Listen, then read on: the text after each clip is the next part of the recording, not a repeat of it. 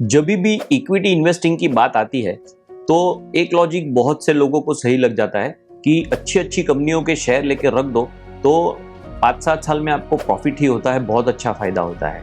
तो मैं कुछ डेटा देख रहा था, ऊपर मैंने एक लिस्ट लगाई है कि इसमें से एक भी कंपनी आपको खराब लग रही है।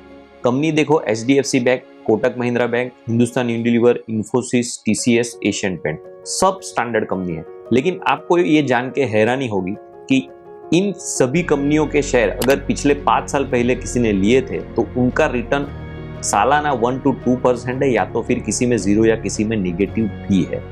मैं डायरेक्ट स्टॉक लेने के खिलाफ नहीं हूं, लेकिन आपको सिर्फ एक ही लॉजिक पता है कि कंपनी जानी हुई है, बड़ी ब्रांड है, इसलिए शेयर ले लो। तो दोस्तों, ऐसे पैसा नहीं बनता है।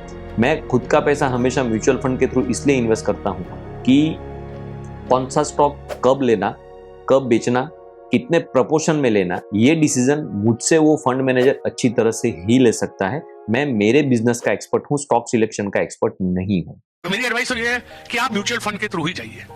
और मैं समझाता हूँ आपको कि मुझे बुखार होता है तो मैं तो क्रोसिन ले लेता हूँ। मेरी मम्मी और रेखा, मेरी वाइफ को मालूम पड़े तो वो तो डॉक्टर को बुलाते हैं। वाई? बिकॉज माई मेडिसिन और my health needs professional advice. तो ये जो इन्वेस्टिंग है ये कोई इजी कार्यक्रम तो है नहीं। आप समझे ना, पैसे का मामला है, बहुत समझ चाहिए, बहुत फॉलोअप चाहिए। और आज 2-2.5% की फीस लेके कोई आपको देने को तैयार है 1.5-2%। तो अब आप खुद क्यों उस काम खुद के डिसीजन या एबिलिटी से क्यों करें? बहुत जन करना चाहते हैं, उनको शौक है। ठीक है, आपको शौक है तो 95% पैसा म्यूचुअल फंड में डालिए ना, 5% खुद के लिए। 5 साल पहले आपने कोई SIP चालू किया, आपने कोई म्यूचुअल फंड लिया होगा तो उसकी NAV देख लो।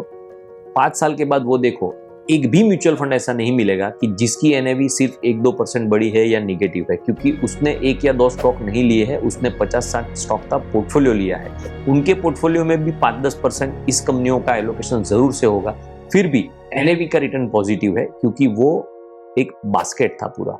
तो सिर्फ ये लॉजिक लगाना कि कंपनी अच्छी है और शेयर खरीद के रख देना, दोस्तों ऐसे रिटर्न नहीं बनता।